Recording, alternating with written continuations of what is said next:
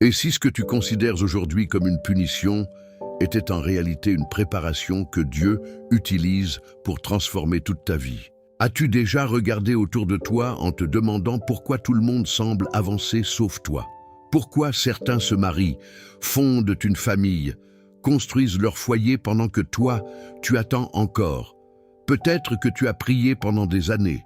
Peut-être que tu as jeûné, espéré, pleuré en silence, et une question revient sans cesse dans ton cœur. Seigneur, est-ce que tu me punis? Si cette question t'a déjà traversé l'esprit, alors cette vidéo est pour toi. Reste jusqu'à la fin, parce que tu découvriras ce que la parole de Dieu enseigne réellement sur le célibat. Tu comprendras pourquoi certaines attentes ne sont pas des sanctions, mais des saisons de préparation. Et surtout, tu repartiras avec une espérance renouvelée. Avant de continuer, abonne-toi à cette chaîne pour ne rien rater des prochains enseignements qui fortifieront ta foi. Active aussi la cloche afin d'être averti dès la publication d'une nouvelle vidéo. Et écris en commentaire: Dieu n'a pas oublié mon avenir. Déclarer cette vérité est une manière de rappeler à ton cœur que Dieu reste fidèle, même lorsque tu ne comprends pas encore son calendrier. Prenons maintenant quelques instants pour écouter ce que Dieu veut te révéler. L'un des plus grands mensonges que beaucoup finissent par croire est celui-ci: si je suis encore célibataire, c'est que Dieu est en colère contre moi. Cette pensée paraît parfois logique lorsque les années passent. Tu vois des personnes moins engagées dans la foi se marier avant toi. Tu assistes à des cérémonies de mariage. Tu reçois des invitations. Tu entends les mêmes questions de ta famille. Alors, c'est pour quand? Petit à petit, le doute s'installe. Tu commences à chercher des fautes partout. Tu revisites ton passé. Tu te demandes si Dieu t'a rejeté. Pourtant, la Bible ne dit nulle part que le célibat est automatiquement une punition. Au contraire, Dieu regarde d'abord le cœur. Comme il est écrit dans le premier livre de Samuel, chapitre 16, verset 7, l'Éternel ne considère pas ce que l'homme considère. L'homme regarde à ce qui frappe les yeux, mais l'Éternel regarde au cœur. Dieu ne mesure pas ta valeur selon ton statut matrimonial. Ton identité ne dépend pas d'une alliance humaine. Elle dépend de ton alliance avec lui. Il existe une différence immense entre être seul et être abandonné. Certaines personnes sont mariées, mais vivent une profonde solitude. D'autres sont célibataires, mais marchent chaque jour dans la présence de Dieu. La présence de Dieu remplit des espaces qu'aucun être humain ne peut combler. David a connu des périodes où il était poursuivi, rejeté et isolé. Pourtant, Dieu était avec lui. Joseph a connu la prison avant le palais. Daniel a connu la fosse au lion avant la gloire. Le Seigneur n'avait abandonné aucun d'eux. Le livre d'Ésaïe, chapitre 41, verset 10, déclare « Ne crains rien, car je suis avec toi. Ne promène pas des regards inquiets, car je suis ton Dieu. Je te fortifie, je viens à ton secours, je te soutiens de ma droite triomphante. » Lorsque Dieu est avec toi, une saison de solitude peut devenir une école de croissance. Dieu travaille rarement seulement sur les circonstances. Il travaille d'abord sur les personnes. Avant de confier une grande responsabilité, il façonne le caractère. Imagine qu'un magnifique bâtiment soit construit sur des fondations fragiles. Il impressionnera au début, mais il finira par s'effondrer. Beaucoup demandent à Dieu un mariage solide, mais peu demandent à Dieu un caractère solide. Pourtant, le mariage révèle tout ce qui est caché. L'impatience, l'orgueil, les blessures, le manque de pardon, les peurs. Dieu connaît tout cela. Voilà pourquoi il prend parfois le temps de guérir ton cœur avant de répondre à certaines prières. Le livre des Proverbes, chapitre 4, verset 23, dit « Garde ton cœur plus que toute autre chose, car de lui viennent les sources de la vie. » Le monde dit « Dépêche-toi ». Dieu dit « Fais-moi confiance ». Ces deux voies sont complètement différentes. Lorsque Dieu te fait attendre, ce n'est pas parce qu'il oublie, c'est parce qu'il prépare. Chaque saison possède son utilité. L'agriculteur ne récolte pas le lendemain des semailles. Il attend, il protège, il arrose, il laisse le temps agir.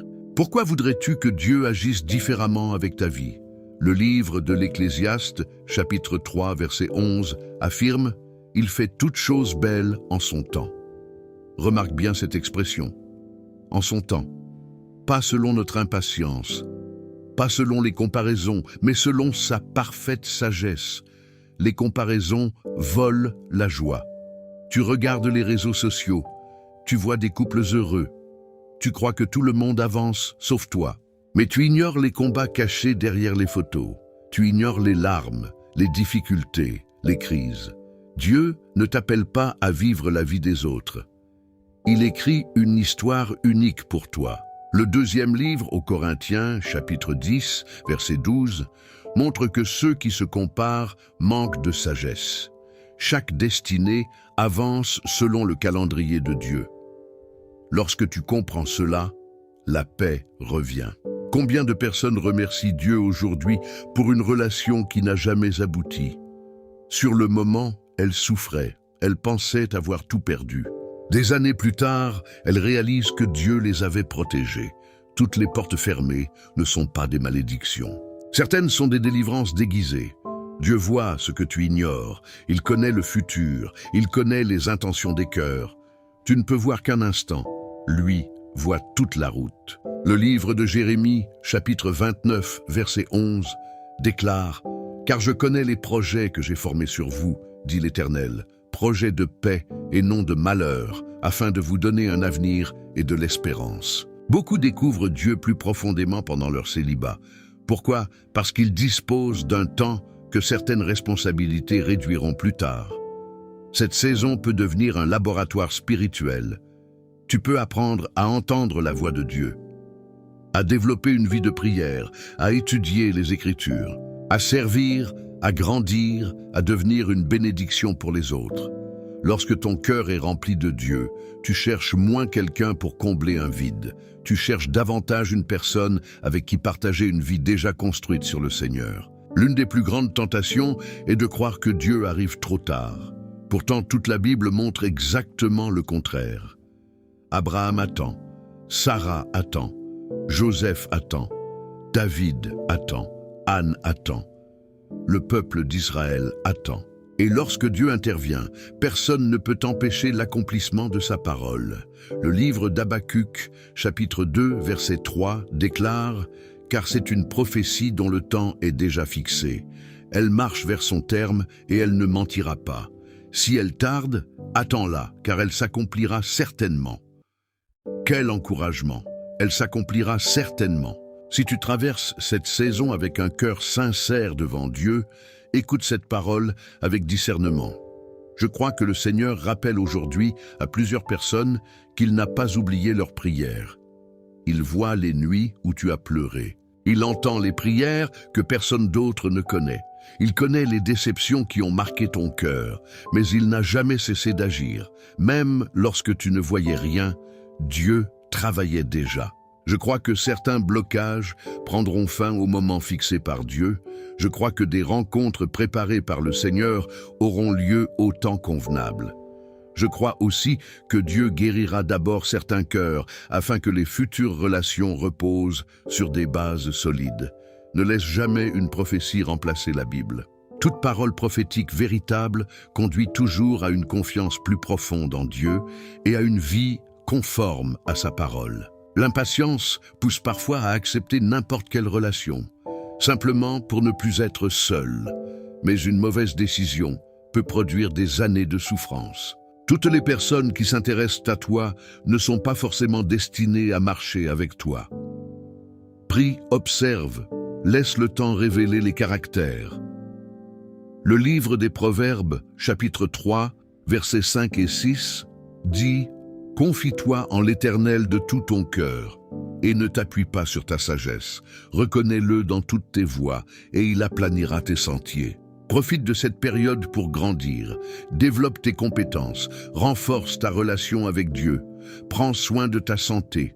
Apprends à gérer tes émotions. Travaille sur le pardon. Sers dans ton assemblée. Entoure-toi de personnes sages. Lis la Bible chaque jour. Le célibat ne doit pas être une salle d'attente vide. Il peut devenir un terrain de préparation extraordinaire. Chaque progrès que tu fais aujourd'hui deviendra une bénédiction demain. Le monde attribue souvent une valeur différente selon que l'on est marié ou célibataire. Dieu ne fait pas cela. Tu restes précieux à ses yeux. Jésus est mort pour toi avant même que tu accomplisses quoi que ce soit. Ton identité est en Christ. Le livre aux Éphésiens, chapitre 1, verset 4, rappelle que Dieu nous a choisis avant même la fondation du monde. Quelle vérité extraordinaire! Avant même ta naissance, avant même tes erreurs, avant même tes succès, Dieu connaissait déjà ton nom. Alors, le célibat est-il une punition? La réponse est non.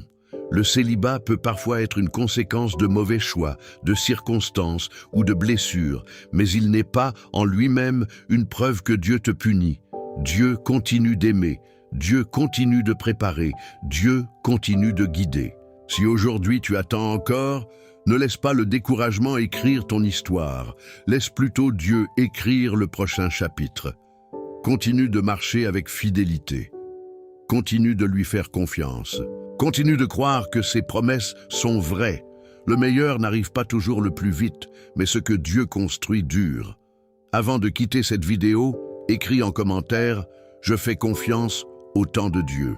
Si cette vidéo t'a encouragé, abonne-toi dès maintenant pour ne manquer aucun des prochains enseignements. Partage également cette vidéo avec une personne qui se demande peut-être si Dieu l'a oublié.